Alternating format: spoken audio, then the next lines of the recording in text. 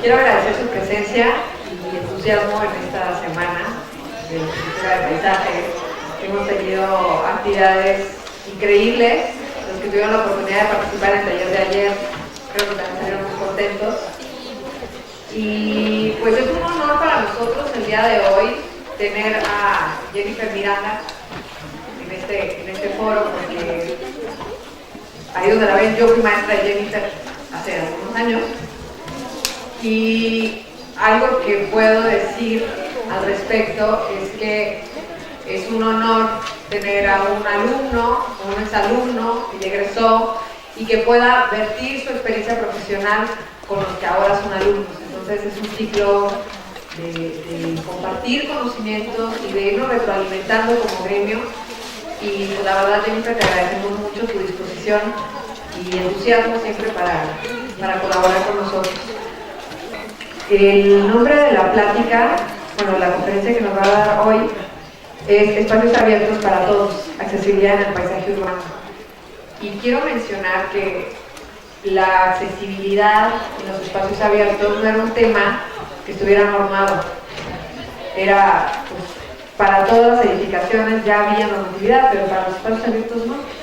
Y resulta que como nos trasladamos de un lugar a otro es a través de los espacios abiertos. Y únicamente cuando nos vemos en una posición en la que no tenemos una movilidad al 100%, nos damos cuenta de esos detalles, de si hay rampas, si no hay rampas, si cabemos, si no cabemos, si la carriola pasa, si la muleta, si la silla de ruedas, y esto es inclusivo para todos los grupos de edad, para diferentes pues, capacidades que puedan tener, y es un terreno que no ha sido tan explorado. Y Jennifer en este sentido ha sido una pionera. Y quiero decir como de forma personal, por el tiempo que me tocó ser su maestra, que era una persona muy persistente. Jennifer, ¿pero por qué no piensas en hacer tu proyecto? No, así lo quiero. Y así lo hacía, ¿no? Y esa persistencia es la que le ha permitido abrir brecha y poder estar en donde ningún paisajista había estado antes.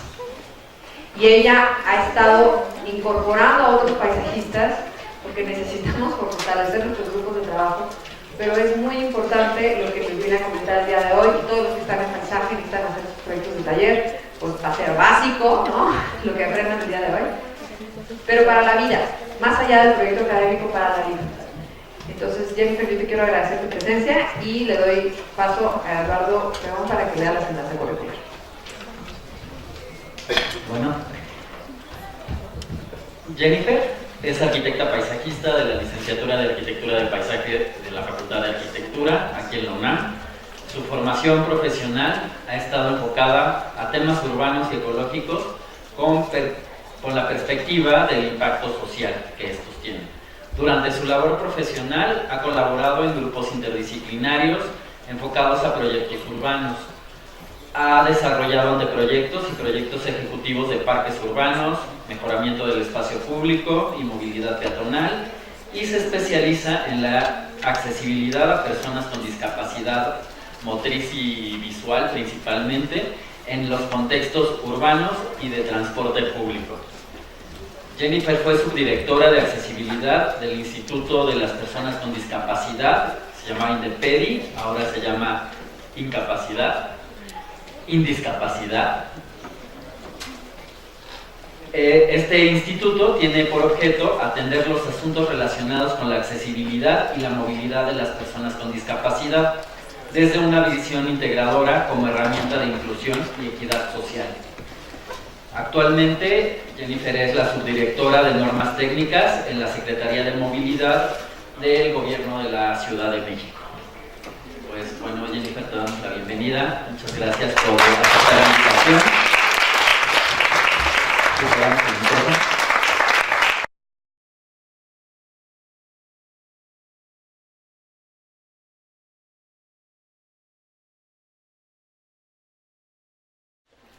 Bueno, pues sin más preámbulos vamos a empezar esta charla. ¿Cómo están? Bien. ¿Seguros? Sí. Bueno, ojalá que así con ese entusiasmo terminemos esta charla. Pero bueno, a ver, ¿alguien de ustedes sabe lo que es accesibilidad? Levante la mano. Levante la mano los que saben que es accesibilidad. ¿Nadie? ¿No que el plan de estudios ya lo traía y que todo iba a ser mejor y que la vida iba a ser perfecta para todo el mundo? ¿Nadie sabe? Allá atrás de una mano. Sin miedo, o sea, no les voy a decir, a ver qué es. O sea, no, porque se supone que para eso vine yo hoy, para explicarles qué es. ¿Alguien ha visto el símbolo internacional de discapacidad? ¿Cómo es? ¿Cómo es ese? ¿Es este? Y si les dijera que no es ese.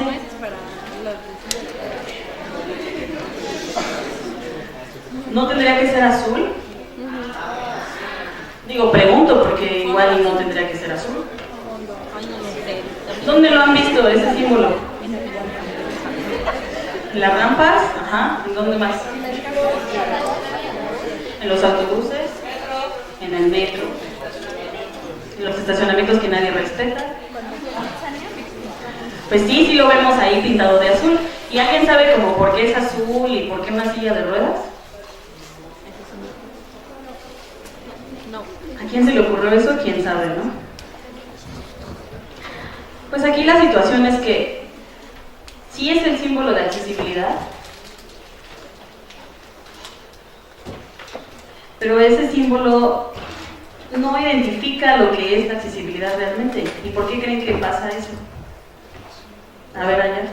Porque no solamente es en silla de ruedas, sino puede ser alguien en muletas o hay diferentes tipos de discapacidades. Entonces, al utilizar un logo de ese tipo, como que le cierran la mente a las personas y creen de alguna manera que solamente la gente en silla de ruedas es la gente que tiene discapacidad. Sí, estamos siendo contradictorios, porque un símbolo que debería de representar la inclusión está haciendo discriminación en el propio sector de la población, ¿no? Entonces, las primeras diapositivas que no se ven tienen que ver con ese tema. Pero, ¿ustedes han diseñado ya espacios? ¿En qué semestres están? Sexto, séptimo, cuarto, quinto, segundo. O sea, de todo está aquí. ¿Alguien que ya se vaya a titular? ¿Alguien que se quiera titular? Creo que todos, ¿no? ¿Y en algún momento han metido el concepto de accesibilidad en sus proyectos? Sí. Entonces, ¿por qué cuando pregunté si alguien sabía qué es accesibilidad, ahora resulta que todos han metido accesibilidad en sus proyectos? Entonces no entiendo qué han metido. Pero bueno, ¿cuántos sacaron en ese proyecto? Porque lo revisó Eduardo, ¿verdad? Que es amigo de todos, pero bueno. Aquí la situación es que ustedes como paisajistas tienen que entender algo el día de hoy. Ojalá lo entiendan y si no lo entienden, pues se hizo el esfuerzo. Porque aquí la situación es que allá afuera, en la vía pública, existe un mundo de ingenieros, diseñadores industriales, arquitectos y otras profesiones que están metiendo mano en donde el paisajista tiene una gran labor por hacer. Desde calles peatonales, cruces peatonales, espacios públicos, todo eso tiene firma de las profesiones que les acabo de decir. ¿Y dónde están los paisajistas entonces? ¿Ustedes saben en dónde están? Aquí están los que no se han titulado, pero cuando salgan, ¿a dónde van a ir? Es una gran incógnita. ¿Por qué es que se están diseñando espacios abiertos con enfoque de arquitectura, con enfoque de urbanismo, con enfoque de diseño industrial? ¿Por qué creen? Si se supone que su perfil del egresado dice que deben de diseñar espacios abiertos, ¿no? No. Te podría decir que en la secretaría donde estoy trabajando actualmente hay 3 paisajistas. Y creo que somos la secretaría del gobierno que tiene más paisajistas. Nos competimos con Sedubi porque por allá también está Adrián Orozco, y Eugenia. ¿Pero por qué? ¿Por qué no están en el campo laboral? ¿Qué estamos haciendo? ¿A dónde quieren ustedes salir a trabajar? ¿Será que se van al extranjero? O sea, todos tienen ya ahí la palanca con chinos, con canadienses, para irse al extranjero. Bueno, vamos a regresar a la primera. ¿Qué es esto y qué significa? La segunda. ¿Qué es esto y qué significa? significa? Ya nos dijeron que el símbolo de accesibilidad trata la siguiente. Pero ese símbolo no está representando a todas estas personas. Todas estas personas son personas como tú, como yo, como cualquiera. Personas con movilidad limitada o con cierta especificación que requieren para poder moverse. La siguiente, por favor. ¿Y por qué no está representando ese símbolo a nadie y por qué es importante el tema de la accesibilidad? Porque la Ciudad de México en sí no nació como una ciudad accesible. Todo el caos que tenemos se lo debemos a los que creían saber de diseñar espacios y de diseñar ciudades y lo hicieron desde un enfoque incorrecto, sin un enfoque incluyente, sin un enfoque de diseño universal. Hay cadenas aisladas que se han estado haciendo, por ejemplo, Reforma, que se ha hecho 1000 veces y creo que se va a volver a hacer. O sea, estamos poniendo los ojos, y creo que incluso hasta paisajistas estuvieron metidos en Reforma, pero va a volver a ver otra vez Reforma. Pero no estamos metiéndonos para resolver esas cadenas de movilidad en la ciudad. No hay espacios accesibles, ¿cuál es la consecuencia? No hay lugares de encuentro, se rompen lazos de la comunidad. ¿Cuántas veces les han dicho, no, es que ¿para qué hago un diseño accesible si ni sales, no? O sea, si usas una silla de ruedas no puedes ver, pues ni sales, ¿para qué te hago una rampa? No vas a salir. ¿Y por qué no sales? ¿Por qué no estamos pensando al revés? No salgo porque no puedo, porque ¿a qué salgo si hay barreras en el entorno? Entonces, las personas con discapacidad con movilidad limitada no pueden hacer lazos en la comunidad y generar tejido social. O sea, es incluso una falta de una actitud democrática. El espacio público no es democrático, porque en el momento en el que estás poniendo barreras, ya no puede ser para todos, no puede haber lugares de encuentro, incluso hasta las mismas casillas para votar.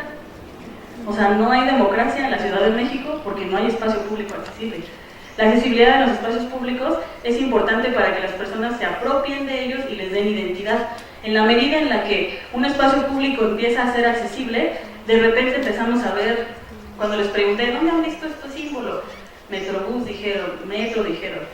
¿Y creen que en algún momento alguien hubiera contestado eso si no hubiera elevadores en el metro? Si el Metrobús no fuera accesible, ni siquiera seríamos conscientes de que la población con discapacidad existe, porque si no nos los encontramos en la cotidianidad, no sabemos de ellos, no sabemos de su existencia. La siguiente, por favor. Bueno, existe un documento para que vean que esto no nos lo estamos sacando de la manga, ni del sentimiento, ni nada de eso. Existe una convención que surgió a partir de 2006, que de hecho México fue uno de los principales países impulsores, con Gilberto Rincón Gallardo. Fue a la ONU y dijo, tenemos que tener una convención sobre los derechos de las personas con discapacidad. Y no es que sean derechos específicos de ellos, sino lo que dice esa convención es que se requieren adaptaciones para que una persona con discapacidad pueda acceder al mismo derecho de una persona que no tiene discapacidad, que se le llama ajustes razonables. Entonces, yo voy a hacer una pregunta muy sencilla. Si yo estoy aquí y camino de este lado, ¿qué hice? Me trasladé, me moví, ¿no? Y si yo otra vez estoy acá, pero tengo una silla de ruedas y me voy a ir rodando de aquí hasta acá, ¿qué hice? Me trasladé, me moví igual, ¿no? Tengo la capacidad de moverme, porque lo haga con mis pies o lo haga rodando, tengo esa capacidad de moverme. Pero si en algún momento alguien pone aquí esto que es una escalera, una banqueta o una silla, como esa, y yo quiero caminar de aquí para allá, en este momento, ¿qué está pasando? Esto no me está dando la capacidad de poder llegar allá. ¿Dónde está el factor discapacitante? En el entorno. O sea, la discapacidad no está en la persona, la discapacidad es las barreras del entorno. ¿Quién puso esa barrera ahí? Puede ser el vecino que se estacionó donde no era, pero ¿quién la puso? Lo peor es que quien la puso tiene un título a lo mejor, y es un arquitecto, es un ingeniero, es un paisajista, o es alguien que no tuvo la conciencia de pensar que de aquí para allá tenemos que pasar todos, aunque pasemos en ruedas o pasemos en patines, aunque pasemos en alguna cuestión de movilidad, aunque pase con mi bastón blanco, con mi perro guía, tengo que poder llegar del otro lado. Y sobre todo si aquí está mi casa y allá está una escuela, y allá está un centro de salud, o allá está la UNAM, ¿no? Y entonces ya no puedo acceder para allá. El entorno es el factor discapacitante, la discapacidad no está en la persona. En el momento en el que tú entiendes eso, entiendes que tú tienes una llave en tu mano y en tu cabeza, que es tu profesión, porque tú puedes diseñar el entorno, la siguiente, con diseño universal para justo generar que ese entorno sea incluyente.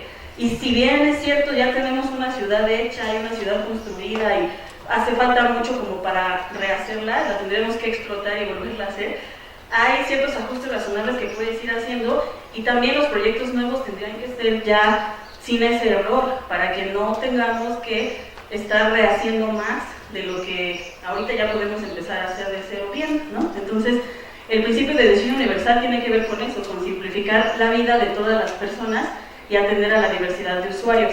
Pero no solamente es el tema de servicios y productos y de comunicaciones, sino que además esto es para el mayor número de personas con el menor costo económico posible. O sea, va a salir siempre más barato hacer desde el principio un parque, un edificio, un lo que quieras, una escuela, un espacio público accesible, porque ya no lo vas a tener que adaptar para cuando la mayoría de la población ya tengamos una edad avanzada, porque el INEGI ya lo dice, que en unos años ya todos vamos a ser, todos los que estamos en este salón, vamos a ser los adultos mayores del futuro, pidiendo nuestra pensión, pero también queriendo ir al parque, queriendo ir a la escuela, queriendo ir a algún lugar. Y como desde ahorita no estamos diseñando el espacio para cuando estemos en ese escenario, vamos a tener que invertirle mayor dinero para adaptar todo lo que ahorita ustedes como profesionistas y otros también alrededor de aquí, pues no lo hacemos con el objetivo de diseño universal. ¿Aquí sí?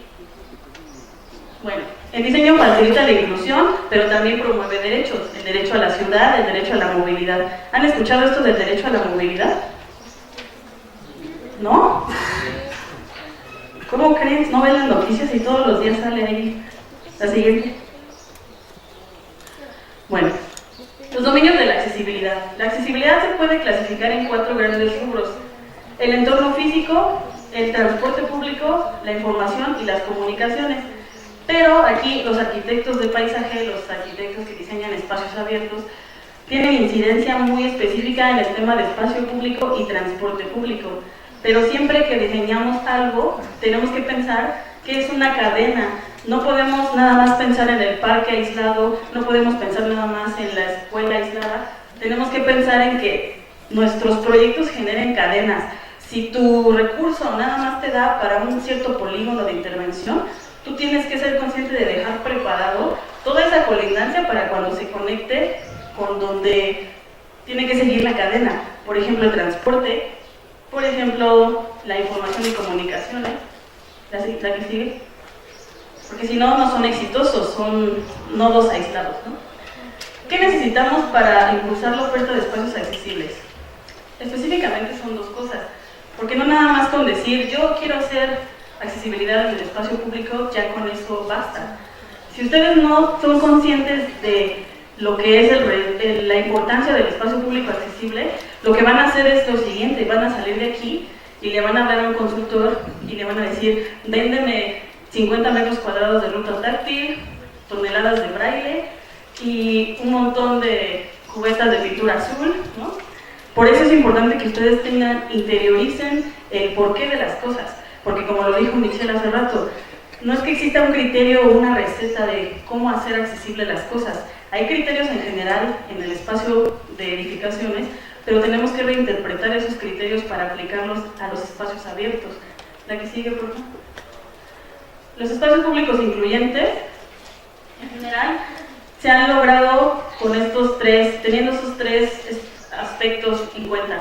El entorno físico, que son edificaciones y espacios públicos, pero no solamente es el espacio en sí, sino lo que decíamos, los recorridos, los traslados entre espacios, que son el diseño de la calle y el diseño del transporte. Y un factor tercero que es la cuestión social, que tiene que ver con la capacitación al personal que se encarga de esos espacios. Por ejemplo, si diseñamos un zoológico, una reserva de la biosfera, o un parque de bolsillo, o un parque de colonia, siempre va a haber un personal responsable. Y si nosotros no dejamos reglas claras de qué es lo que queremos que pase después de que dejamos el proyecto hecho, esto ya no importó, ya no valió la pena, ¿no? No hay un poco de aire aquí porque se siente como mucho calor, ¿no? ¿Quién puede prendernos el aire? Creo que ya se fue Michelle. Bueno, la siguiente pregunta. Ahora, ¿de dónde nos vamos a agarrar para poder hacer accesibilidad en cualquier lugar? Hay un artículo 9 de esa Convención de los Derechos de Personas con Discapacidad que ustedes podrían decir, ¿para qué tenemos que aprender artículos? No somos abogados, pero muchas veces por saber de dónde viene la normatividad, uno puede exigir derechos y entonces exiges presupuestos, exiges, puedes acceder a los diferentes mecanismos para destrabar la manera en que tu proyecto pase. A veces incluso cuando de manera internacional hay convocatorias para revitalizar espacios, se pide que lo sustentes en una normatividad. Entonces tienes que conocer de dónde viene, que es obligatorio. Es obligatorio por el artículo 9 de la Convención, además de muchas leyes aquí en la ciudad. Y ahí en el artículo 9, si ustedes lo leen de manera muy específica, incluso ya nos está diciendo el cómo. Dice, asegurar el acceso de las personas al entorno físico mediante instalaciones abiertas, al entorno físico que son abiertos al público, pero es mediante la identificación y eliminación de obstáculos. La siguiente. Entonces nosotros tenemos que hacernos expertos en identificar esos obstáculos. ¿Y cómo lo harían? ¿Cómo lo harían? Si ni saben qué es un obstáculo, ¿no? Pero, o sea, ¿cómo detectas los obstáculos para una persona con discapacidad? La observación, ajá. A lo mejor que subas a una silla de ruedas, ¿ok? ¿Qué más? Haciendo encuestas, preguntando. Pues bueno, si a alguna diapositiva le quieren tomar foto para saber qué hacer, esta es la diapositiva que deben tomar, porque tiene que ver con principios rectores que nos dan la receta de cómo poder llegar a un espacio público accesible sin dejar de lado algún factor. Por un lado es el diagnóstico, que es la detección de áreas de oportunidad con base en criterios normativos vigentes y con base también, como dicen, puedes entrevistar, puedes subirte a una silla para vivir la experiencia, puedes vendarte los ojos, pero siempre, digamos que tienes que tener una cédula en donde vas llenando todas tus observaciones, que para poder llegar a eso, podemos darles una explicación más específica después, como para ampliarles el tema. Pero de eso tienes que llegar a un proyecto. Ese proyecto tiene que ver con los planos y la memoria descriptiva, las imágenes y el objetivo y los presupuestos que vas a tener. Ya después tendrás que hacer ese programa de accesibilidad que incluye el alcance, metas y tiempos de ejecución. ¿Qué es lo que pasa ahora en la ciudad? Muchas veces llegan los proveedores de braille, llegan los proveedores de pavimento táctil, llega la gente que según sabe del tema y te venden ya el programa de accesibilidad cuando ni siquiera sabes qué necesidades tienes, ni siquiera hay proyecto ni nada, ¿no? Entonces llegan y te lo siembran en donde ellos creen, ¿no? ¿Sí se puede perder en ella? Okay. Sí, porque creo que sí va a ser muy caro. Y la construcción y habilitación de espacios accesibles es una vez que ya tienes ese programa, la vinculación con los usuarios con discapacidad. Esto es muy importante porque por más que tú te subas a una silla de ruedas o que te vendes los ojos, las personas con discapacidad son quienes tienen también cierta experiencia del contexto en el que viven. Y entonces existe una frase incluso en la convención que habla de nada de nosotros sin nosotros. O sea, todo lo que tú hagas en esta materia también tienes que consultar a usuarios, como los diseñadores industriales, que ellos tienen un proceso incluso donde consultan a usuarios, ¿no? Aquí también nuestro proceso del tema de accesibilidad tiene mucho que ver con eso. Y la siguiente sería la capacitación al personal que opera las instalaciones en caso necesario y el mantenimiento preventivo y correctivo. ¿Alguna duda de este apartado? ¿Seguros? Les pregunto. Yo tengo duda, pero en el pasado. A ver, la anterior. ¿Ese artículo en qué lugares se aplica? ¿Es universal como en todo el mundo o solo en México? Es en todo el mundo. La Convención sobre los Derechos de las Personas con Discapacidad es un tratado internacional que está a todo el mundo. Hay estados parte, que se llaman así, los que firman la convención y se comprometen a hacerla valer o a hacerla cumplir. De hecho, en México, este tipo de tratado está homologado con la Constitución, porque en el artículo 1 dice que los tratados internacionales son vinculantes. ¿Qué quiere decir eso? Que son obligatorios. Entonces, una persona con discapacidad puede llegar a la UNAM y decir, en el artículo 9 no me están asegurando mi derecho a la educación, a la accesibilidad. Y por eso es que se promueven amparos y se promueven todas estas cosas que sí surten efectos, y la UNAM tendría que destinar recursos, pero pues no vamos a dar tips para eso, pero sí existe todo eso, o sea, todo eso está detrás. Ya una vez que le empiezas a rascar a esto, ahí está detrás. Entonces, si nosotros conocemos esos mecanismos, también podemos ejercerlos para que si nosotros detectamos un área de oportunidad, puedes, con medios jurídicos que existen, hacer que se brinde presupuesto a un espacio que quieras rehabilitar, ¿no? La que sigue. El diagnóstico de accesibilidad debe resolver la ruta accesible. ¿Qué entienden por ruta accesible? ¿Es clara así el concepto en general? Ruta accesible. Sí, como un camino, pero es que no necesariamente es solo el camino. En una edificación, por ejemplo, es una combinación de elementos. Por ejemplo, en un edificio sería desde la puerta, el vano de la puerta, el andador, el elevador, el sanitario. Eso sería en un edificio. La siguiente, por favor. Pero en un espacio público abierto, ¿cuál sería esa ruta accesible? Pues justo el origen y destino que se genera entre banqueta, cruce peatonal, semáforo audible. O sea, desde las rayas que están pintadas ahí en el piso, es parte de la accesibilidad. Los cruces peatonales y las rampas, ¿no? Y las calles peatonales que también generan circuitos. Entonces, debes considerar la ruta más corta, la que presente menos obstáculos y la que te conecte con los servicios principales. O sea, que no necesariamente tendrías que ser el 100%. Tienes que empezar por la ruta prioritaria. Por ejemplo, aquí en la Facultad de Arquitectura, ¿cuál sería una ruta prioritaria accesible? ¿Dónde empezamos? ¿En la Biblioteca Central? Bueno, si empezamos en la Biblioteca Central, ¿cómo llego acá? Las islas, ¿no? Es accesible ahí. Hay por ahí un andador que está como donde está el alineamiento de árboles, donde está el espejo de agua, ¿no? Hay un andador, pero ese andador será perfectamente accesible. Exacto. Yo iba a decir lo dudo, pero ustedes dijeron no, pues sí, no. Después llegas al vestíbulo de la facultad donde están las piedras Jaspic. Ahí que ¿alguien ha notado si hay una rampa o algo? ¿Cómo es esa rampa? A ver si es cierto, porque de hecho nosotros la pusimos, pero vamos a ver si es cierto, si saber cómo es. ¿Cómo es? La pendiente es exagerada, o sea, ni siquiera en bici puedes... Bueno, ¿de qué es? Sí, es exagerado, pero ¿de qué es esa rampa? De metal.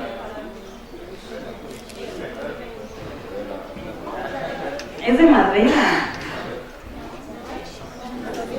Bueno, ya les metí la duda, sé que van a ir a verla. Vayan a verla. Es una rampa provisional que se puso por unas actividades que se hicieron de inclusión. No sé si en algún momento ustedes participaron en esas actividades del miércoles incluyente, del miércoles FA, del tal. Bueno, pues nosotros tuvimos la culpa de eso.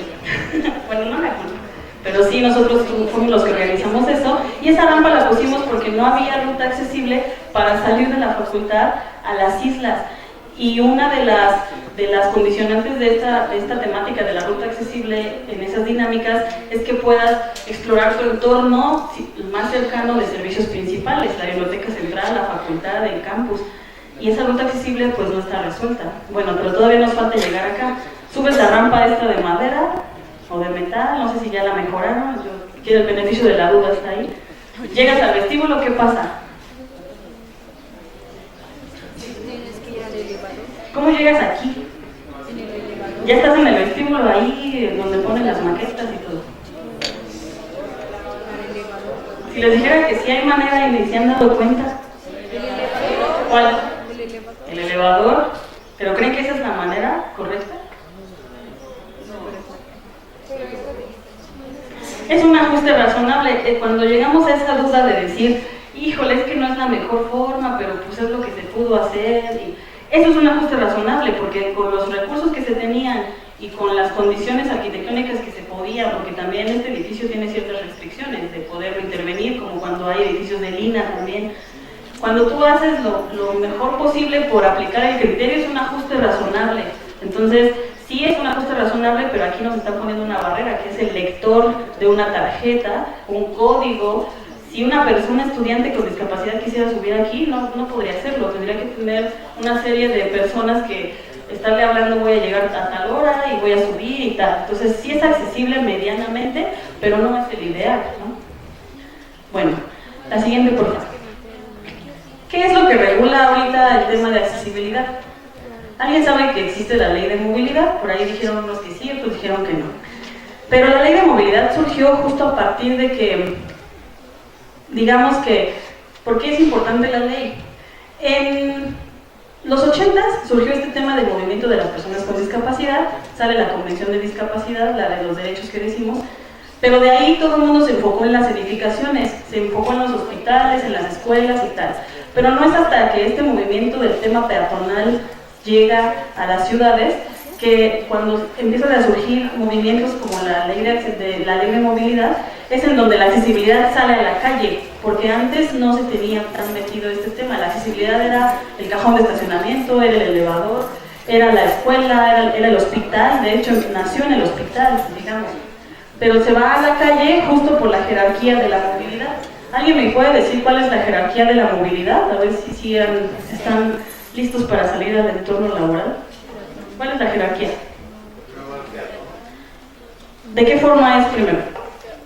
¿De qué forma es esa referencia de la jerarquía de la movilidad? No, bueno, es un... No. La forma. ¿Cómo es una pirámide? Exacto, es una pirámide. Primero es una pirámide. Y luego ahora sí, peatón, ¿qué más? Bicicletas.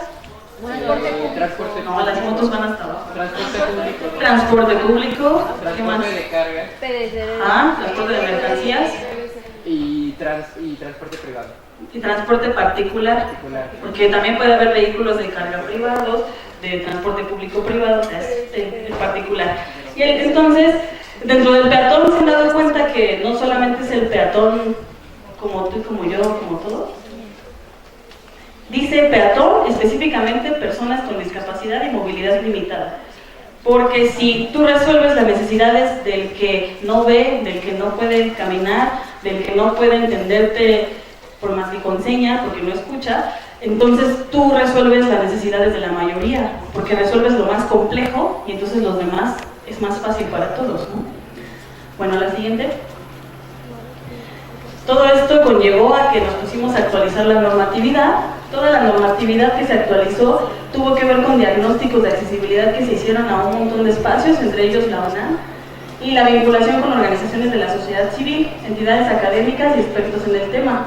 La normatividad vigente que existe para sus proyectos donde se tendrían que basar es en la norma técnica complementaria para el proyecto arquitectónico del reglamento de construcciones, que la puedes descargar de internet en la página de la Secretaría de Obras, también en la página del Instituto de Discapacidad, el Manual de Normas Técnicas de Accesibilidad 2016, publicado el 15 de marzo. Ese último manual es el que ya mete criterios de espacio público abierto dentro de un manual de accesibilidad. Y las normas de construcción de la administración pública, específicamente los libros 2 y 3, son los que hablan de temas de espacio público. Y de hecho, este último ordenamiento es con base en el que se hacen todos los términos de referencia de las licitaciones de proyectos para el sector público. Entonces, si tú haces tu proyecto con base en estas normas, tendrías que, o sea, cumple todos los parámetros para que pueda tener financiamiento gubernamental, por ejemplo, ¿no? La siguiente, por favor.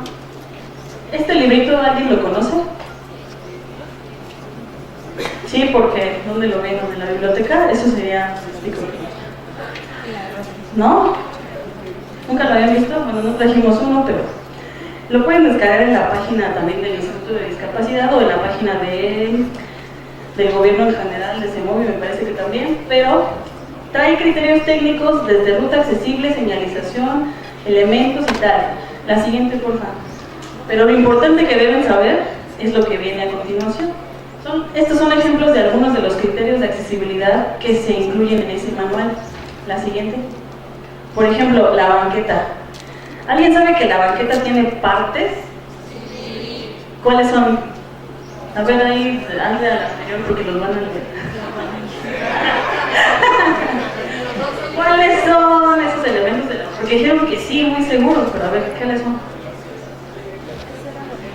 Unas de mobiliario, sí.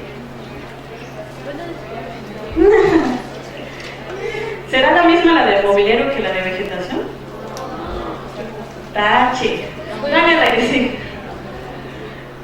La cuestión es que existen 4 franjas que las puedes subdividir dependiendo del ancho que tengas, obviamente.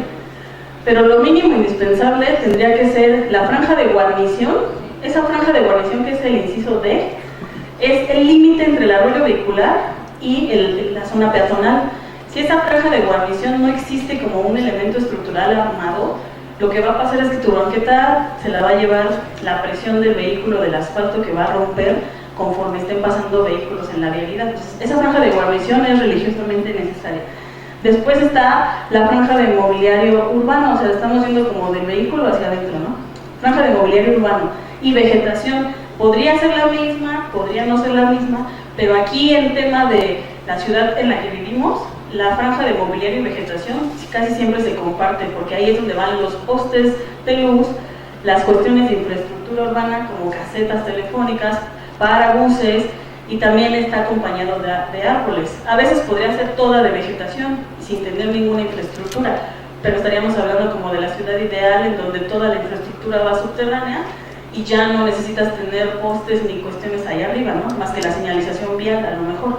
Pero es una realidad que ahorita se comparte mucho con la infraestructura.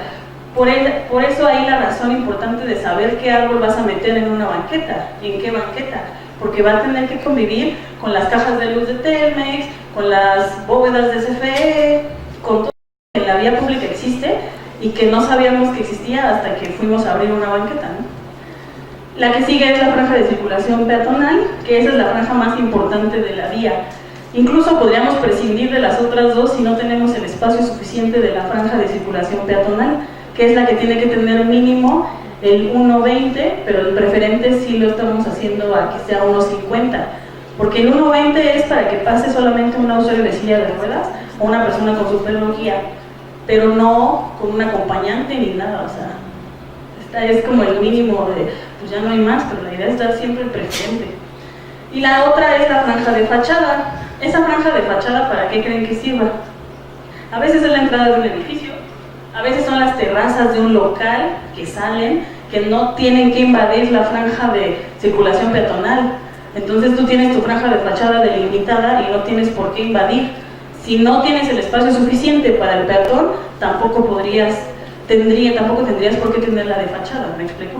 O sea, todo eso tiene que ver con usos de suelo también y así, pero son los elementos mínimos que deben de considerar. Pero incluso existe actualmente ya una quinta franja. ¿Cuál creen que podría ser esa quinta franja? No es la ciclovía, porque la ciclovía ya estaría dentro del arroyo vial. Pero ¿qué podría haber entre una ciclovía y la de guarnición? ¿Qué podría haber? ¿No se les ocurre si lo dijeron al principio? ¿Ciegos, invidentes? No, bicicleta no. ¿Invidentes? Lo dijeron al principio. Cajones de estacionamiento, por ejemplo. Los cajones de estacionamiento y las terrazas que a veces también hay, se le llama a esa franja la franja buffer. En algunas publicaciones que hay de NACTO, por ejemplo, que es de los que en Nueva York diseñan espacios públicos, esa cuarta franja no está regulada aquí en la Ciudad de México, pero ya existe en muchos lados. ¿No han visto ahí en 20 de noviembre cómo tienen algunas terrazas como sobre el arroyo vehicular? Es una franja como se le llama buffer porque tiene que ver como con esta contención de no tener al peatón ni a la vegetación tan expuesta a los vehículos de una vía primaria, ¿no? Entonces, a veces puedes con esa intervención de esa siguiente franja hacer que el espacio público sea menos ruidoso y también más habitable porque generas áreas de convivencia, ¿no? Y además estás dando un espacio ya para cajones de estacionamiento que no obstruyan la vía y que no se suban a la banqueta, o sea, les estás dando un espacio específico. La siguiente. Franja de mobiliario urbano y vegetación, que de hecho sabían que hay criterios que hablan de cómo hacer que las raíces no se suban a la banqueta, no rompan las banquetas.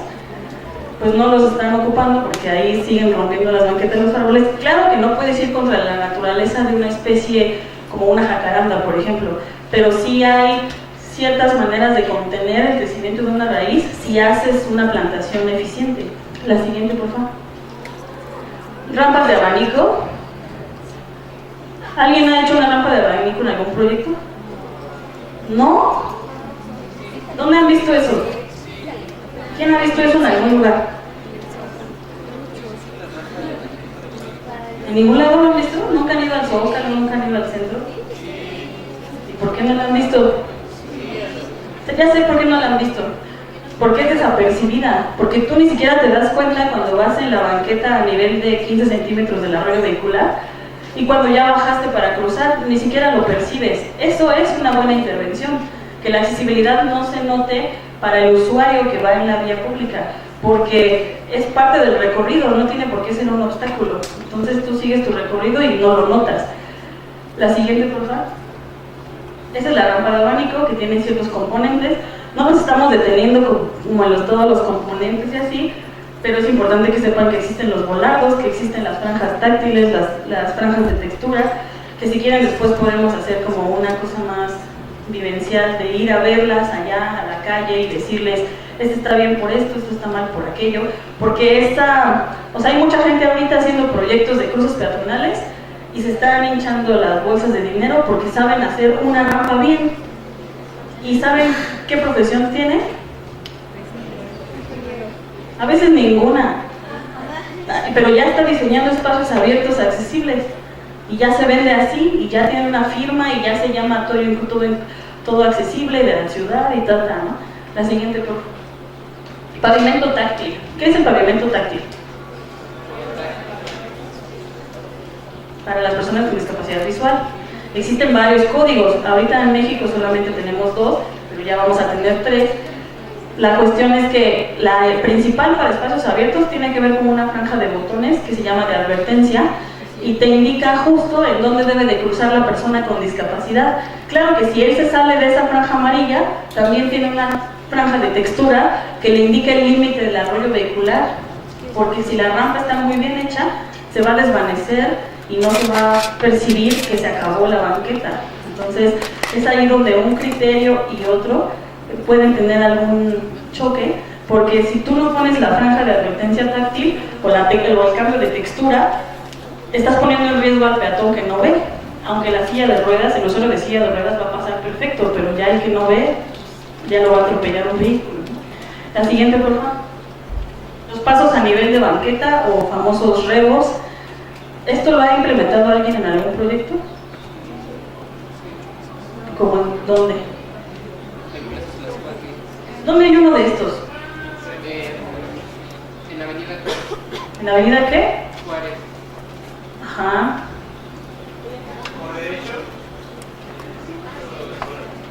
Ya empezaron a hacer algunos rebos, pero solamente como un solo brazo, ¿no? O sea, el rebo sencillo, por así decirlo. Pero toda la meseta de todo el cruce, eso es realmente elevar la dignidad del peatón, porque el peatón va a pasar a nivel del arroyo, a nivel de la banqueta, vaya, y el que va a tener que hacer el movimiento de subir y bajar es el vehículo.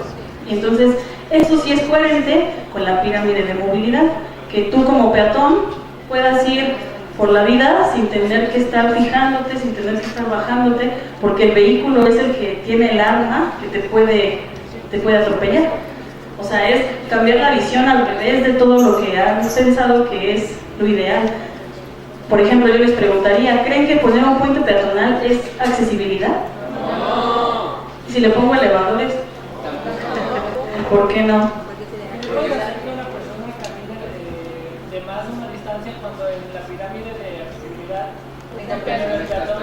¿Por qué voy a hacer más trabajo si yo soy el? O sea, ellos están de prioridad. Sí, o sea, si tú eres el consentido de la ley y de la ONU y del mundo, ¿por qué vamos a hacer más esfuerzo?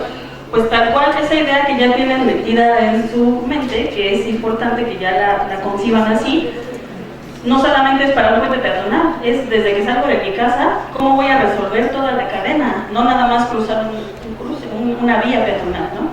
La siguiente, por favor. Camellones e isletas. ¿Cuántas veces cruzas la calle y tienes que rodear así el camellón porque del otro lado tienes que llegar? Esos son también ciertos criterios que existen para eso. La siguiente. Los accesos vehiculares. Esto es también la democracia pura, porque el vehículo no tiene por qué ocupar toda la banqueta para llegar a su entrada. Tiene que tener una franja de mínimo. La franja peatonal que dijimos, esa debe permanecer siempre priorizada para el peatón. Y si no se puede, porque es muy angosta, no se puede lograr eso, pues bajo toda la banqueta. Porque yo, peatón, tengo la prioridad. La siguiente, por favor. ¿Qué hemos logrado con esas cosas que hemos estudiado? Espacios públicos accesibles. ¿Como cuál? Como el Zócalo. El Zócalo fue una intervención muy pensada, vaya, porque en algún momento se pensó o se dijo que el proyecto original y que va a llegar en un futuro, la plancha va a llegar de aquí hasta el Parlamento. Y eso no lo saben por mí, pero bueno. Ese era el proyecto original, pero ahorita está la fase 1. La fase 1 es solo la plancha, pero entonces se hicieron cosas interesantes como generar estos pasos temporales que después ya se tendrán que desvanecer porque todo va a ser a nivel. Se hicieron 8 pasos peatonales con semáforos audibles, pero también se hizo una ruta táctil que conecta el acceso del metro de Catedral al acceso de metro donde está la Plaza de los Portales, donde está la Suprema Corte de Justicia. Entonces una persona con discapacidad visual ya puede cruzar sin obstáculos y sabiendo que esa ruta táctil te lleva al otro acceso del metro. Cuando tú antes salías al Zócalo, de por sí, si eras peatón común, te perdías. Imagínense una persona con discapacidad visual. La siguiente. Y esto se le puso en la orilla, después de la franja de luminarias, y luego los luminarios 1900, se puso esta franja de advertencia. ¿Eso para qué creen que sea? ¿Por qué? Porque si el proyecto futuro dice que yo de aquí voy a llegar hasta el Parlamento, pues tengo que tener un límite de vida, como la franja de vida del metro, de que no te debes de pasar del andén. Pues si tú ya vas a tener un zócalo todo a nivel, ya está previsto que vaya una franja de textura lo suficientemente durable y con la textura que sea perceptible para que no te pases de ese límite, ¿no? Además de los semáforos peatonales audibles que te indican en dónde debes cruzar. Aquí en esta foto, ¿quién me puede decir 5 elementos de accesibilidad? Creo que les van a dar un punto extra aquí, Eduardo. A ver, ¿cuáles son? ¿Cuáles? La cebra peatonal, que su definición original es marca de paso peatonal, que eso lo pueden todos esos tipos de señales las deberían conocer y las tendrían que investigar o bajar del manual de dispositivos para el control de tránsito que publica la Secretaría de Movilidad. El vigente es el de 2001, pero ya hay algunos otros dispositivos que se han estado implementando. Ok, la marca de paso peatonal, ¿qué más? ¿Cambio de textura? El semáforo, pero el semáforo es normal o... Auditivo. ¿Es audible o sonoro? ¿Por qué audible y no sonoro? Que no porque suene ya lo voy a escuchar, ¿no? O sea, es audible porque tiene un cierto decibel que permite que se escuche del otro lado dependiendo de los metros y de la intensidad de la señal, de la altura de la señal. O sea, es más allá de decir, pues pongo algo que suene por ahí, ¿no? O sea, no, es todo un estudio que se realiza, incluso del ruido ambiental, ¿no? ¿Qué más hay ahí? Ya apenas llevamos 3, creo. Solo podotáctil. La ruta táctil o podotáctil. Cruce a nivel de peatón. El cruce a nivel. Falta uno también ahí que no... La rampa. Es que no la ven, pero ahí está. Esta de aquí para acá empieza a subir, porque incluso se ve que aquí termina, porque aquí ya estás a nivel, pero aquí ya va subiendo. Entonces, la rampa está desapercibida, pero ahí hay una rampa. Y la raya de alto también, ¿no? Pero bueno, la siguiente, por favor. Transporte público, por ejemplo, ¿Ustedes creen que un paisajista se puede meter a opinar a transporte público? ¿Por qué dicen que sí? ¿En su tira de materias tienen algo así? No, pero, o sea, no estoy diciendo que no, pero digo, ¿por qué sí? Que no tenemos barreras. Bueno, además de porque no tenemos barreras, todo lo que tú aprendes como arquitecto paisajista tiene que ver con una visión integradora. Las 3 escalas que pasamos en la licenciatura, yo lo que pude visualizar es que como pasamos por estas 3 escalas, tenemos una visión integradora de criterios. Entonces, eso nos permite muchísimas cosas en el ámbito interdisciplinario. Entonces, podemos incluso opinar en temas de planeación urbana, de transporte público y generar ahí como ese expertise de tengo la habilidad, porque nos la sembraron en la escuela, de hacer una metodología. ¿Se acuerdan de esa metodología ambiental que era todas las capas estas de no sé si ya pasaron por eso, pero topografía, curvas de nivel, o sea, curvas de nivel es topografía, cuestiones hídricas, cuestiones de geología, cuestiones de... Todo eso se ve en la escala regional, ¿no? Que son, creo que los últimos semestres, no sé si sigue igual, pero sí se veía cuando yo estaba, ¿no? Toda esa integración de diagnóstico fue la que te ayuda a entender temas complejos como el transporte público. Entonces, hicimos diagnósticos de accesibilidad en el transporte público y las personas con discapacidad fueron nuestros aliados para todo eso. Ahí que vemos de elementos de accesibilidad. ¿Cuál rampa? ¿Se refieren a esta cosa o a esta? ¿A esta? Okay. ¿Y entonces esto qué es?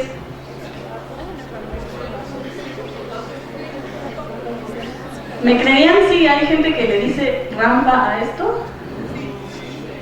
¿Por qué? Pues hay un desconocimiento del tema, porque este autobús está diseñado, es de cama baja, se llama de cama baja de 12 metros de largo, pero es el que va en línea 4 de Metrobús.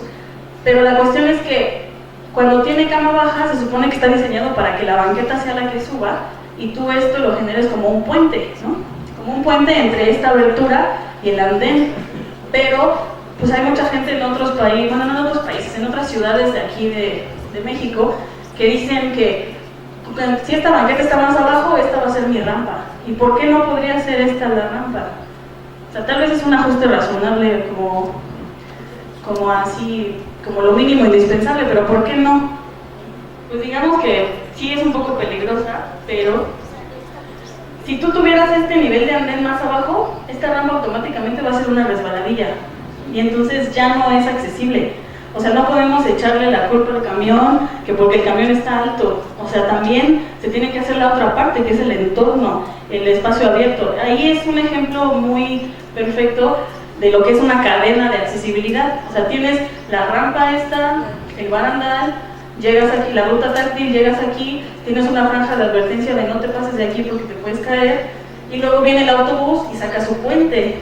Entonces, tienen que pensar en justo todos los elementos probables para poder generar su recorrido exitoso. La siguiente. Otros ejemplos de rutas accesibles en espacios públicos es el barrio chino, por ejemplo. ¿Alguien ha ido al barrio chino? Ahí es un ejemplo bueno y malo. ¿Por qué bueno y malo? Bueno, porque de proyectos se incorporó todo lo que se requería, semáforos audibles, volados, piezas táctiles, cambios de textura, cambios de color, incluso hasta hay códigos chinos escondidos ahí en las bancas que están diseñadas. Las macetas se hicieron con un diseñador específico que hizo una abstracción de un anagrama chino y el diseñador sacó una maceta y esa es la maceta que está ahí. O sea, cada elemento que hay en ese lugar tiene que ver con un sincretismo de la cultura china. Entonces, la cuestión aquí es que el ejemplo malo es que cuando se gestionó ese proyecto no se hizo un acercamiento con toda la comunidad y los usuarios del espacio. Entonces, si tú vas ahorita, no es el mismo barrio chino que estaba cuando se inauguró. ¿Alguien ha ido ya últimamente?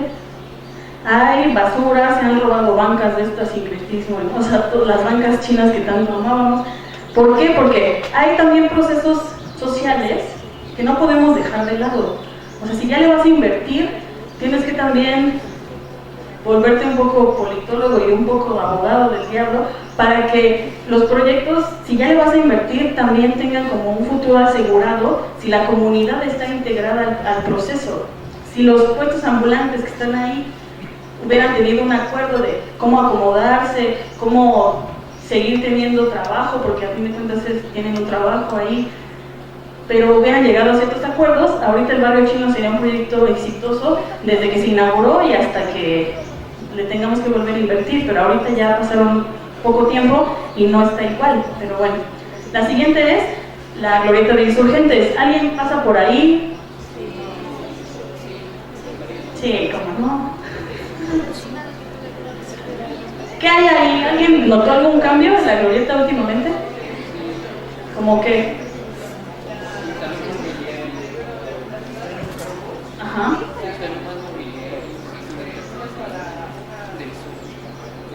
Sí, o sea, la logística de transporte se modificó, sí. Y en tema de diseño y de espacios abiertos, que hay un mapa del metro ahí pegado en el piso, bueno, es como la ruta. Pero la idea es que nosotros como diseñadores de accesibilidad nos invitaron y opinamos al respecto y tomamos ciertas rutas de transporte público de su diseño original, del mapa, para volver las rutas accesibles. Entonces incorporamos la ruta táctil en ciertos puntos para que fuera parte del diseño. Entonces es ahí en donde hay comunicación entre el arquitecto que diseñó el espacio abierto y los criterios de accesibilidad. Y esta ruta táctil te lleva a los accesos del metro y a los accesos del metrobús, tanto a los elevadores como a las escaleras, ¿no? La siguiente, por favor. Bueno, en general, esta diapositiva la ponemos porque es concientizar que no existe nada más la discapacidad física, que ustedes tienen que diseñar el entorno no con el mínimo indispensable, sino también volteando a ver que hay diferentes necesidades. Por ejemplo, el perro guía, ¿en dónde va a estar? En un espacio público. Si en una banca ustedes, como siempre ha pasado, la bordean con vegetación, si yo llego y me siento en esa banca y yo al lado necesito tener a mi perro guía, lo voy a tener que tener enfrente, porque ya está aquí el arbusto, ¿no? Y si lo tengo enfrente y ya es una zona de circulación, o sea, ya queda ahí como un elemento del diseño que no se consideró. Entonces, siempre se debe de dejar un espacio de 1.50 para que quede ahí la carriola, un perro guía, o incluso mi silla de ruedas si yo me quiero trasladar a la banca, ¿no? La siguiente, por favor. Incluso hay algunos ejemplos de inmuebles que tienen espacios abiertos como museos, en donde tienen también piezas táctiles en los espacios abiertos. O sea, también hay áreas de oportunidad en estas asociaciones entre el espacio, la edificación y un espacio al interior, ¿no? Como en la red de museos, que hay varios ejemplos. La siguiente. Ahora, un tema de parques, para poder ya cerrar. No sé cómo vamos de tiempo. Bueno, en temas de parques. ¿Alguien ha hecho el diseño de un parque? Sí. ¿Y les quedó accesible? Bueno, las alcaldías, por ejemplo, nada más pintan, nada más barren, ¿no? Instalan juegos, sí, pero esos juegos no aseguran la inclusión. ¿Por qué no aseguran la inclusión? Ajá, de escalar, por ejemplo, de estallar, que aunque en sí esos juegos, como eran de concreto, sí eran muy durables. O sea, a la actualidad creo que yo me subía a esa jirafa. Y la cuestión es que sí tienen un factor importante que es la durabilidad, la autoconstrucción, vaya, pero pues no son incluyentes. La siguiente, por favor.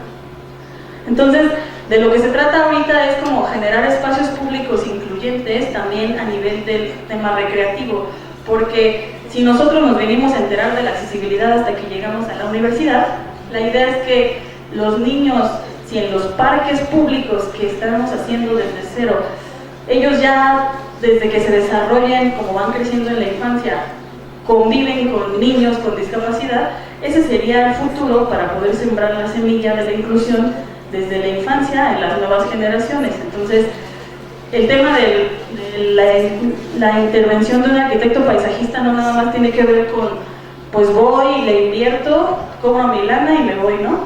O sea, esa cuestión de compromiso social que a fin de cuentas, estando en la UNAM, todo esto tendría que ser parte importante de nuestro proceso de aprendizaje y de profesionalización. Pensar que cualquier espacio que intervengamos, al ponerle este valor agregado de la accesibilidad, va a detonar cosas buenas en la sociedad y que a fin de cuentas casi que se lo debemos, ¿no?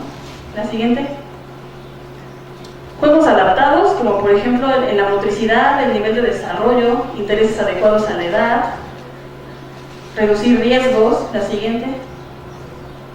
Incluso la necesidad de planes maestros, o sea, en un plan maestro es ahí donde puedes aterrizar la idea de ruta accesible, porque tendrías que ya no solo pensar el parque hacia el metro o el parque hacia la escuela, ahora ya vamos a meternos al polígono del parque, tiene que haber una ruta accesible, por dónde entro, cuáles son los servicios principales, y esos servicios principales los tendrías que estar conectando con rutas claras, con, por ejemplo, si vamos a poner piedra brasa en un andador, ¿lo vamos a poner en el andador principal o lo vamos a poner de qué forma? O sea, a lo mejor dicen, es cerca del Pedregal, tengo que usar la piedra brasa porque me lo está pidiendo el cliente.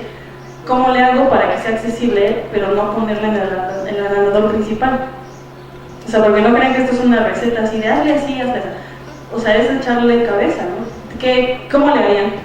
Hay un elemento importante del que hablamos de la franja de textura, ¿no?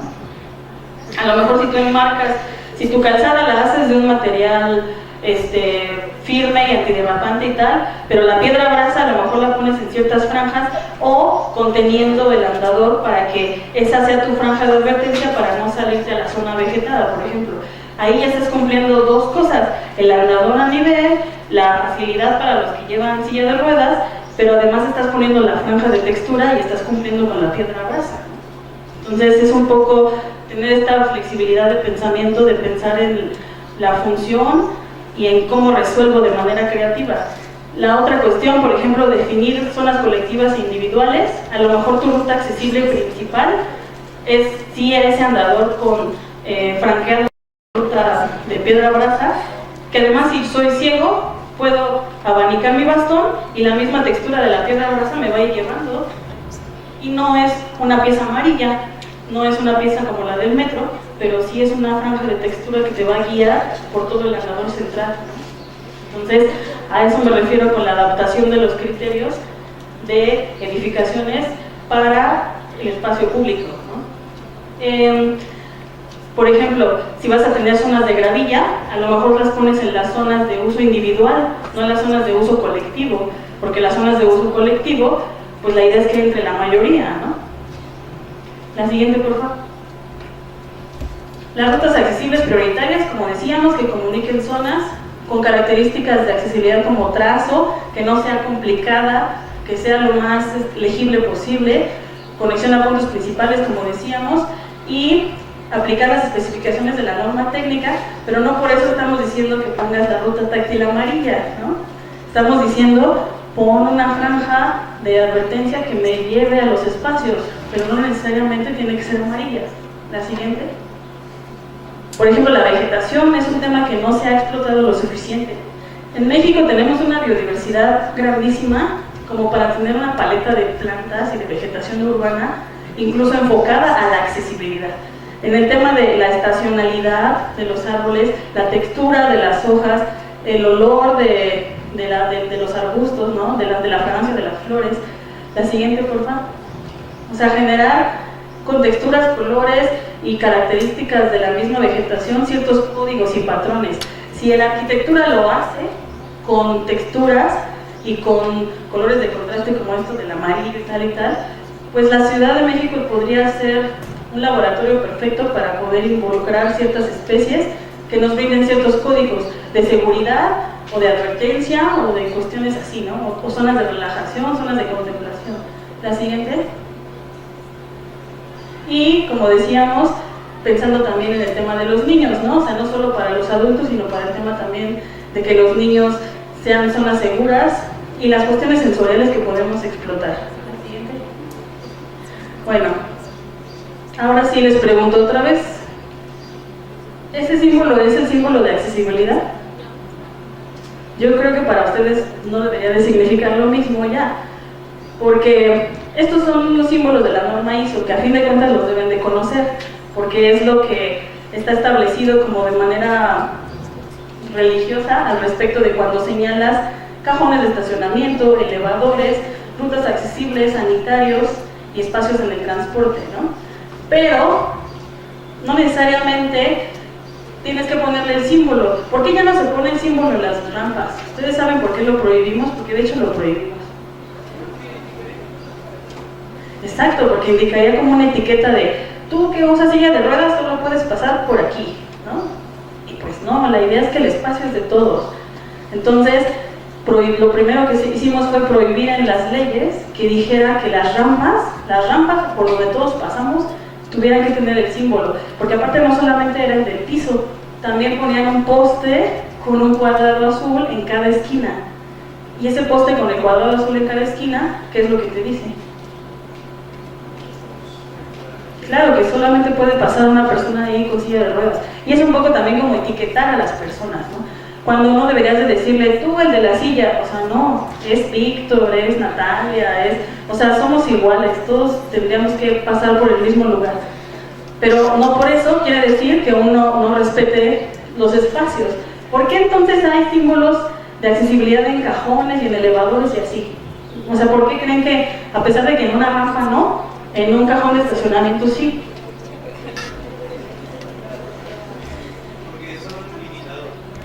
Que, más que porque son limitados, porque de hecho podría haber más dependiendo de la cuota que te toca según el reglamento de construcciones. La ruta accesible. Cuando tú vas a un centro comercial o a un lugar de uso público, si hay un estacionamiento enorme, tú tienes la preferencia de estacionarte más cerca, porque la ruta accesible tiene que ser la más corta y la que tenga menos obstáculos. Y ese cajón está diseñado para que bajando de ahí tengas una rampa y llegues rápido a la entrada. Y si una persona se estaciona ahí, te está quitando tu derecho a la accesibilidad. Y en un elevador, ¿por qué? Eso, por ejemplo, los del metro es una gran controversia, porque cualquiera debería, en otros países cualquiera puede usar el elevador, pero lo usas cuando traes maletas, cuando traes una carriola, cuando traes o una discapacidad temporal. Pero aquí en México la gente no hace eso.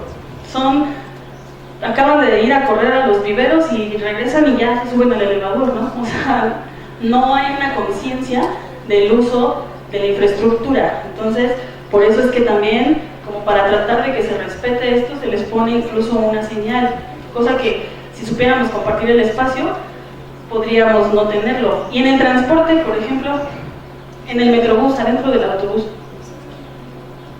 porque hay un espacio azul así como con un tapete y una pegatina en el cristal? Sí lo han visto, ¿no?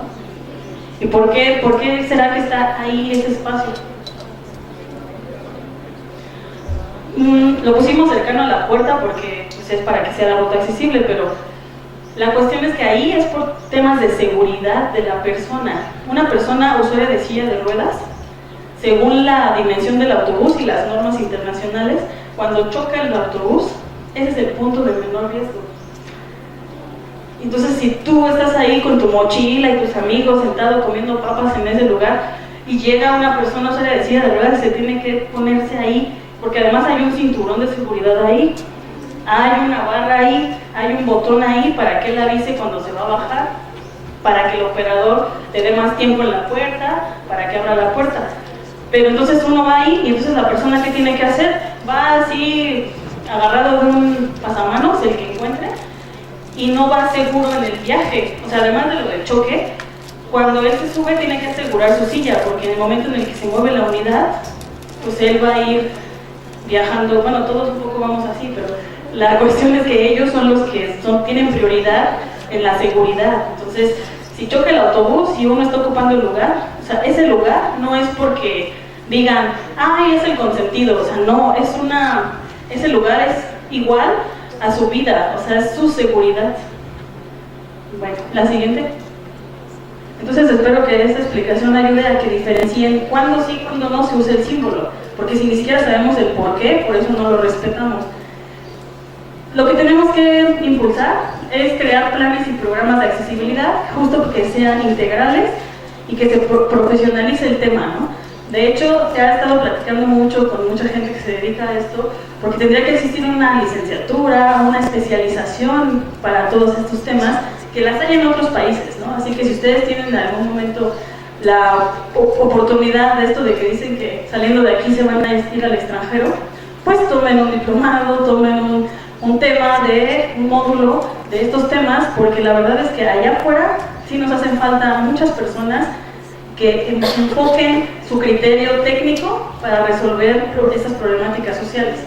Y la verdad es que se cobra muy bien y es más necesario cada vez, porque el INEGI ya nos lo dijo, el INEGI no nos va a mentir, ¿no? Y mientras más adultos mayores haya, pues más trabajo va a haber de esto. Entonces es importante que lo sepan hacer y lo sepan hacer bien, porque si no también sería muy triste que empiecen a pegar braille por todos lados cuando no se trata de eso, o a pintar de azul por todos lados cuando no se trata de eso. La siguiente. Bueno, los comentarios de cierre, antes de las preguntas, tienen que ver con que la accesibilidad de los espacios públicos son innegablemente un tema actual, un tema que tiene ahorita a toda la gente en el ojo del huracán, ¿no? Incluso pongan en Twitter, en Facebook, en cualquier momento la palabra discapacidad y van a ver cuántas cosas no hay alrededor de eso en esta ciudad actualmente, ¿no? Incorporar en todo el proyecto criterios de diseño universal, impulsando el trabajo interdisciplinario, porque es importantísimo tener opinión de varios sectores. La arquitectura del paisaje aporta el diseño y planeación de entornos, bienes y servicios, porque no solamente somos decoradores, como mucha gente de repente sales allí al campo laboral y te dicen, ah, ¿eres paisajista? Te han de quedar bien bonitos tus arreglos florales, ¿no? Y pues tú les contestas con lo que conoces, con tus criterios, y pues uno que otro ingeniero pues sí se ha llevado pues un mal sabor de boca, porque pues obviamente tú tienes que defender que puedes hacer una planeación de un entorno, de un servicio también, un servicio de transporte público, un parque, o sea, no necesariamente solamente, dime cuál, la morada o la rosa, ¿no? O sea, no somos diseñadores de interiores, no, somos arquitectos paisajistas que podemos cambiar el entorno y los servicios de la ciudad. Y la colaboración entre el sector académico, la sociedad civil y el gobierno es importante para transformar el entorno, que de hecho es lo que pues hoy vine a hacer acá, porque muchas veces nosotros allá en el entorno profesional, sí algunos de ustedes van al servicio social, sí algunos se empapan de todo esto, pero la verdad es que no es suficiente. O sea, ustedes tienen que tener una mirada también de lo que allá se está haciendo, para que también sean críticos y autocríticos de lo que hacemos nosotros y de lo que ustedes pueden también aportar. La siguiente.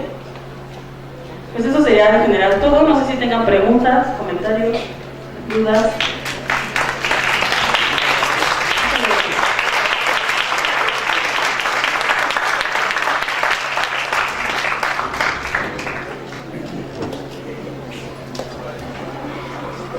Pregunta.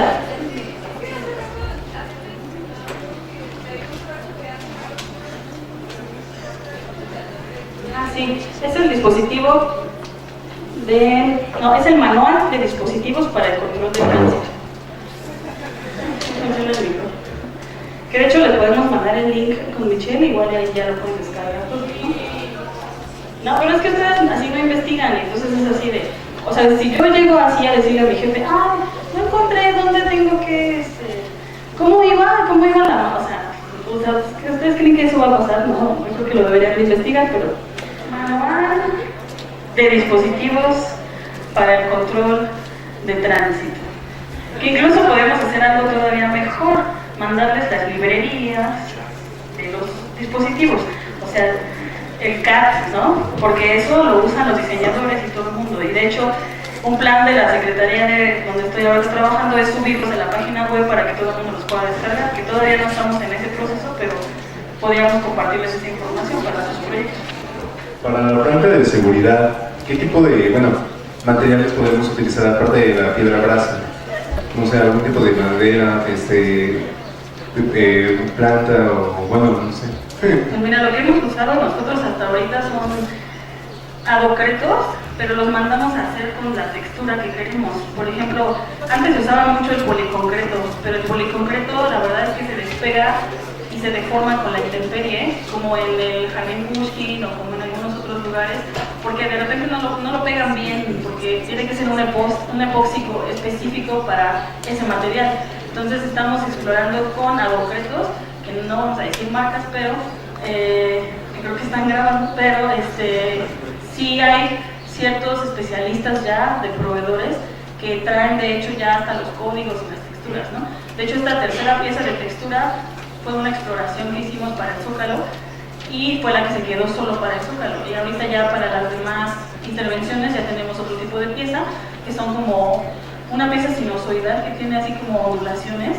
Esa pieza va a ser la de límite, que esa también se puede ocupar, pero te la pueden hacer con gravil, o sea, tú le puedes decir qué porcentaje de mármol quiere que le meta, o para darle cierto contraste, o incluso le ponen un óxido que se llama un óxido ferroso a la pasta, para que cuando esté en la intemperie se van oxidando ciertos puntitos y como si es ocre la pieza, por ejemplo, estos puntitos dan un contraste ahí interesante, ¿no? O sea, creo que la arquitectura de paisaje te da mucho como para explorar cuando tienes como estos cómplices que son pues los proveedores, vaya, que empiezas a explorar ciertas oportunidades para que tu proyecto sea único y sea accesible. Entonces, así decirte como tal qué pieza, pues depende del proyecto, pero los adocretos en general funcionan muy bien.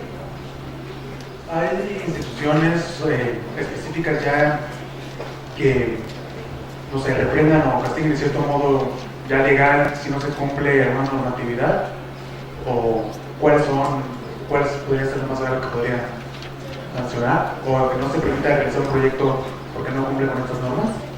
Pues sí, pues depende mucho del abogado que lo promueve, porque debe de tener pues mucha experiencia, pero aquí hay varias vías. Si es un tema de discriminación, puede entrar por COPRED, que es el Consejo para Prevenir y Eliminar la Discriminación en la Ciudad de México. Si es un tema local, si es un tema nacional, es CONAPRED, que es el Consejo Nacional para Prevenir y Eliminar la Discriminación. Pero en general el marco legal que en la Ciudad de México te ayuda, ya para un tema de cuestión obligatoria, hay una ley de la accesibilidad de la Ciudad de México y la ley para la integración al desarrollo de las personas con discapacidad. O sea, esos instrumentos como tal ya traen sanciones, sobre todo la ley de accesibilidad tiene sanciones. Entonces, esas sanciones están todavía en construcción del reglamento, porque una ley no puede operar sin un reglamento. Entonces, ese reglamento todavía está en construcción y una vez que ese reglamento esté, la idea es que se va a poder sancionar tanto a establecimientos mercantiles, pues el INVEA es el que va a ir a revisar y a cerrarte, ¿no? Y la otra es los espacios abiertos. Si son temas en espacios públicos, puedes ir directamente a la Comisión Nacional de Derechos Humanos también, y cuando se interpone una queja se genera una recomendación y digamos que es una cuestión obligatoria del gobierno que tiene que resolverte. Cuando es un espacio público es mucho más directo el tema de resolverlo, ¿no? Claro que ustedes dirán, entonces ¿por qué el metro no funciona, no? ¿Por qué los elevadores no funcionan y por qué nadie ha demandado? Sí hay quejas, sí hay demandas, sí hay juicios de amparo.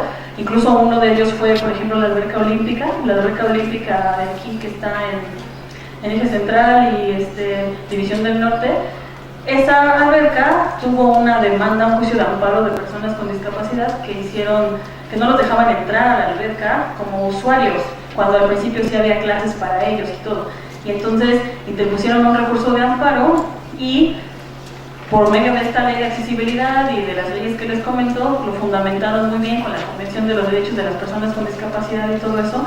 Llegó el tiempo y la alberca, la delegación Benito Juárez tuvo que hacerse cargo del tema, comprar una silla elevadora para bajarlos a la alberca, hacer ruta táctil por todo el complejo, poner placas braille, o sea, hacer todos los ajustes que se requerían porque estaban obligados, y si no lo hacían, incluso estuvieron a un paso de que se destituyera el delegado, ¿no? Entonces, sí hay maneras, sí hay los elementos para poner una queja, bueno, más que queja, pues demandar como tal tu derecho a la accesibilidad, ¿no? Entonces, pues ahí cuando ustedes construyan espacios públicos, tengan bien pensado que pues se están evitando también ahí una bronca, pero la idea es que lo hagan porque es importante hacerlo y porque es indispensable, no tanto porque sea una cuestión de sanción, ¿no?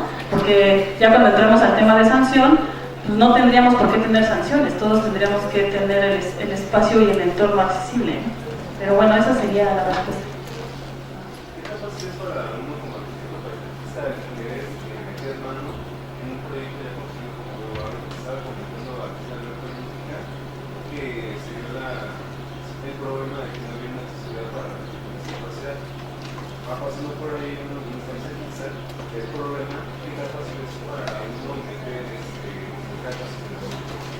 Pues mira, nosotros metimos cartas en el asunto porque como yo estaba en la subdirección del Instituto de Discapacidad, nos llegó el tema, ¿no? O sea, nos dijeron, háganse cargo y lo que diga el instituto es lo que la alberca debe de hacer. Y para poder hacer eso tuvimos que hacer un diagnóstico de accesibilidad.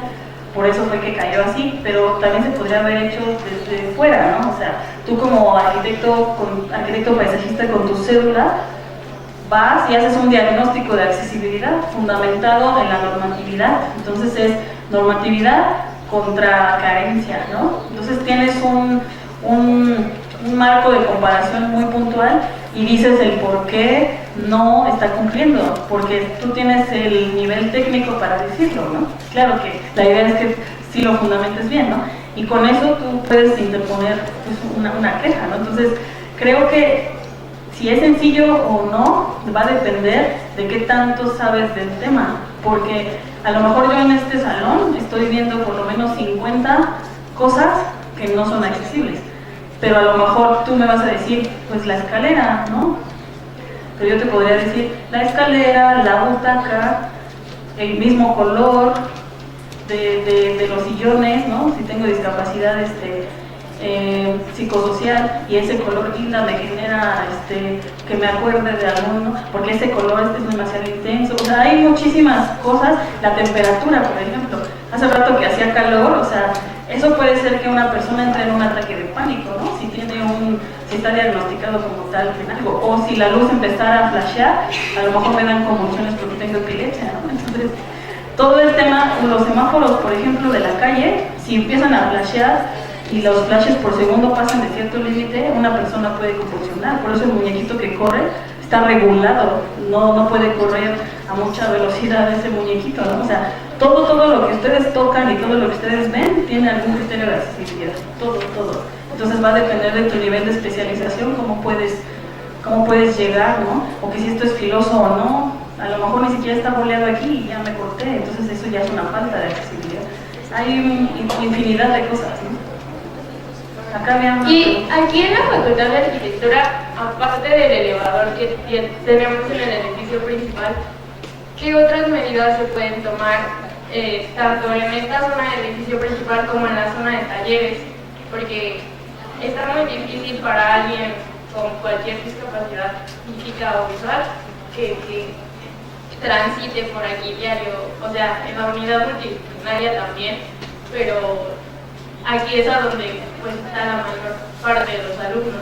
Pues mira, de hecho existe en la UNAM un organismo o entidad, no sé cómo denominarlo, que se llama UNAPDI.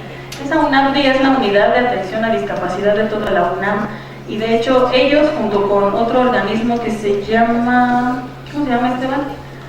El CAD-UNAM, exacto. El CAD-UNAM, que está también ahí liderado por algunas de las facultades, tienen consejos y comités especialistas en temas de accesibilidad. Dentro de la Facultad de Arquitectura, la que es representante de aquí es la arquitecta Celia Facio. Entonces, ella y Mauricio Moisés, el diseñador del diseño industrial, el profesor, ellos son parte del SADI, que es el Seminario de Diseño y Arquitectura Incluyente. Entonces, todo esto tiene un trasfondo y ellos han hecho diagnósticos de accesibilidad no solo de la Facultad de Arquitectura, de toda la UNAM, de todo el campus. Y no solamente en temas físicos, también en el transporte de los pumabuses. Por ejemplo, ahora que les cambiaron lo del color, que todos los pumas tienen nada más un letrero y ya no es un código de color o algo así, me explicó la arquitecta Celia. Te están quitando una herramienta importantísima de ubicación, porque el código de color ya es un código de accesibilidad, ¿no? Como en el metro, por ejemplo. Entonces ahí están violentando el tema de la accesibilidad en la comunicación, en la información, ¿vale? Entonces, todo ese tipo de cosas sí están diagnosticadas, pero yo creo que ustedes, si están interesados en esto, podrían acercarse al SADI con estos arquitectos, estos ingenieros, creo que de paisaje también ya se están involucrando, ¿no? En el SADI, y puedan generar los diagnósticos necesarios para cambiar las cosas, que muchas veces tiene que ver también con recursos, ¿no? Pero aunque tengas 3 pesos, puedes ir priorizando cosas, ¿no? Como el elevador, que fue parte de lo que se priorizó. Bueno, acá tenemos una pregunta.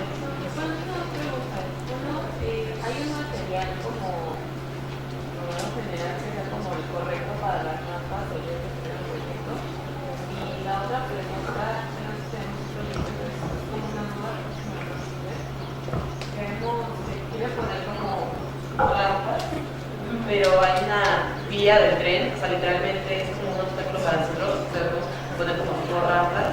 ¿Cuál sería como un consejo que se podría hacer para implementarlas? Bueno, la primera pregunta, sí, las rampas, la única condición es que sea superficie antiderrapante y que tenga el 6% de pendiente preferente, máximo el 8%, pero el preferente para espacio público es el 6%, y lo que hemos implementado en la ciudad por ser barato, fácil y todo es concreto F' 200 o 250, pero tenemos una gravilla negra con un cierto, o sea, no tan gruesa sino de la media. Esa gravilla negra se revuelve y cuando tú pones la rampa haces un lavado, y con ese lavado no necesitas escobillarlo ni hacerle nada más, porque el lavado va a exponer un poco el agregado de esta gravilla negra y entonces ya te genera la superficie antiderrapante.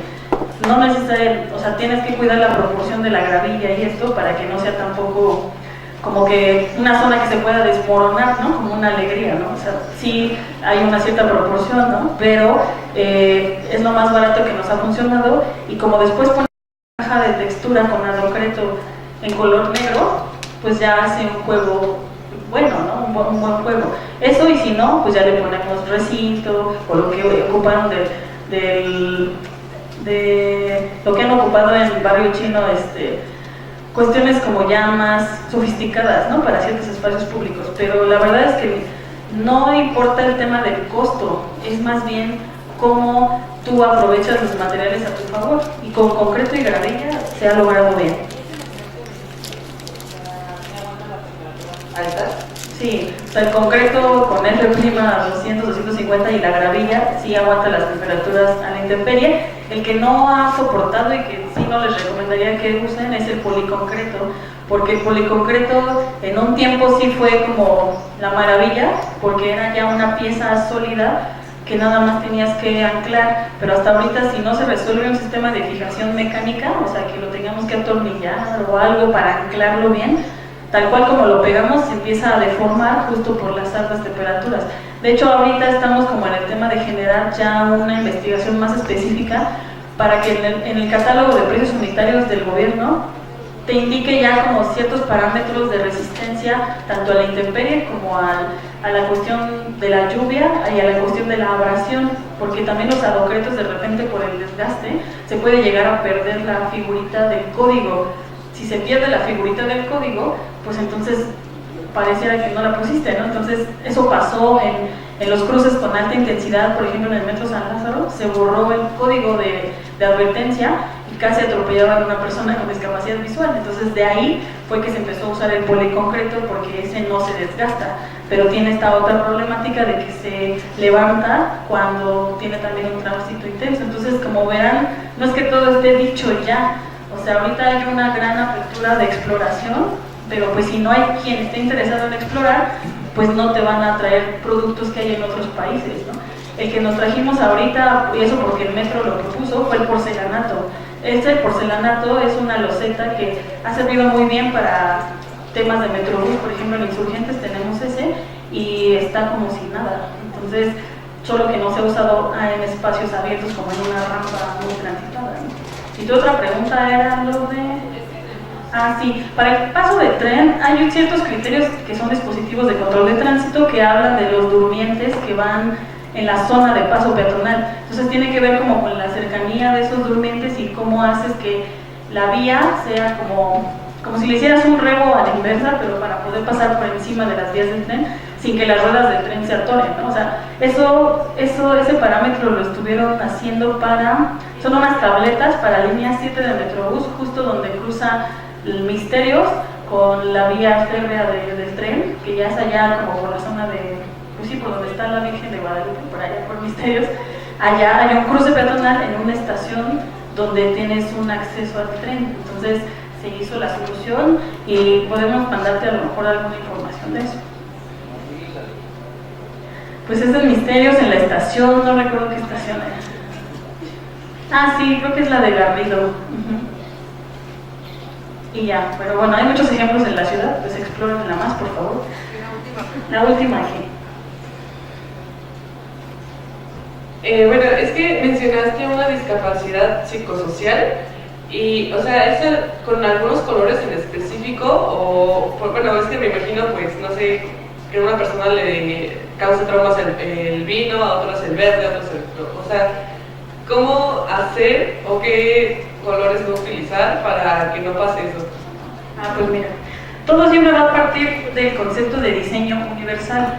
El concepto de diseño universal lo que te dice es los estándares neutrales.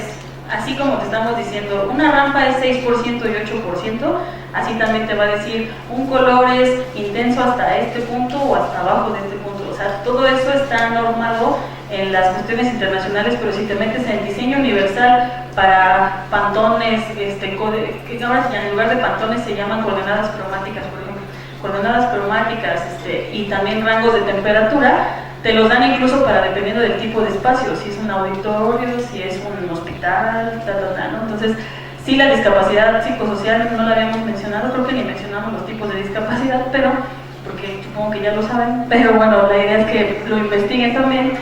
Pero de entrada, pues sí, la discapacidad psicosocial de hecho es la discapacidad del siglo XXI, porque ha crecido a raíz de que hay más gente viviendo en ciudades, porque el estrés que te genera vivir en una ciudad te está llevando a esos temas, ¿no? Desde la depresión hasta la ansiedad, el trastorno obsesivo compulsivo y un montón de cosas que se detonan por el simple hecho de vivir en una ciudad tan caótica como las que estamos viviendo actualmente, porque ese es un tema mundial, no es la Ciudad de México, a nivel mundial es un tema que está ahorita investigándose, ¿no? Buenas tardes, arquitecto. Sí. Con respecto al tema del concreto que puede absorber la hora de lluvia, si lo han ustedes usado y cuáles han sido sus resultados. Sí, de hecho el concreto también es una superficie antiderrapante, es una rampa, pero siempre y cuando también tengas como las pendientes para la filtración y que no nada más sea... O sea, el concreto no funciona si tienes abajo una tema impermeable, o sea, tienes que pensar en que tiene que absorberse al suelo. Si tú tienes una cama abajo de un MR como los de Metrobús, donde circula el carril del Metrobús, esa es una superficie de concreto con una resistencia muy cañona que no va a pasar el agua. Por ejemplo, si tienes eso abajo y arriba vas a hacer una banqueta o una rampa con el concreto, pues no sirve de nada porque no se va a infiltrar, más bien se va a ir acumulando hasta que ya no pase, ¿no? Y aparte el mantenimiento también es importante porque los poros del concreto también tienen que tener cierto mantenimiento. Entonces, sí se ha usado, pero sí con ciertas reservas por la cuestión de las zonas donde puede haber el mantenimiento adecuado o la pendiente correcta para mandar toda esa filtración a donde debe de ir y no generar charcos ahí en las esquinas, ¿no? Pero sí se ha usado. Bueno, Jennifer, muchísimas gracias. Yo creo que pues una conferencia es como una probadita, ¿no? De lo que todos tendremos que incorporar. Todos tenemos que incorporar en la academia, en el campo profesional, porque es una responsabilidad social.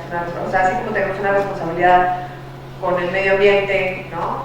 Con la sociedad, tenemos que abarcar todos estos aspectos, sobre todo cuando estamos diseñando para masas y no tienes un solo usuario, ¿no? Entonces te agradecemos muchísimo tu participación, te vamos a seguir invitando y quisiera, antes de darte tu constancia, nada más mencionar que el día de mañana vamos a tener 4 actividades, empiezan a las 11:30 de movilidad, vivienda, infraestructura verde en la Ciudad de México, esto en colaboración con el Laboratorio de Movilidad de la Facultad de Arquitectura. Se va a construir un jardín para colibrís a la 1:30. Esto va a ser también en colaboración con el Laboratorio de Movilidad. A las 2:30 tenemos la mesa de egresados, donde así como Jennifer viene a hablarnos de su experiencia profesional en un ámbito tan necesario, ¿no?, como es el de la inclusión, mañana tendremos a 3 egresados que nos van a hablar cómo han realizado sus buenas prácticas en la arquitectura del paisaje.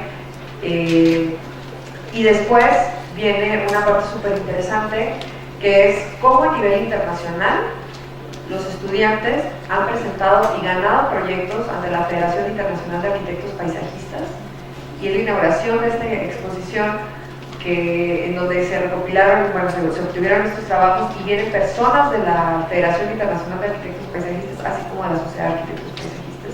¿Y esto para qué es? Para que ustedes vean cuál es el nivel que tenemos que alcanzar, que vean cómo la arquitectura de paisaje se presenta, resuelve cosas a nivel mundial, y no es gente que tenga más o menos edad que ustedes, son jóvenes como ustedes. Si ellos lo pueden hacer, nosotros también. ¿Y por qué? Porque lo mencioné, la arquitectura de paisaje necesita tener más impacto para resolver estos grandes problemas que tenemos y desarrollar todo este potencial que tenemos también como país. Entonces, esta actividad se va a desarrollar a las 4:30 y pues bueno, esperamos contar con su presencia.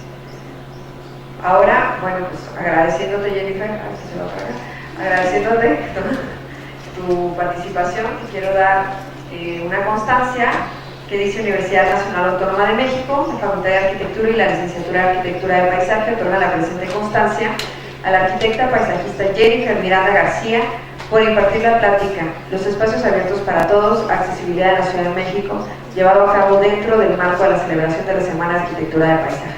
Muchas gracias.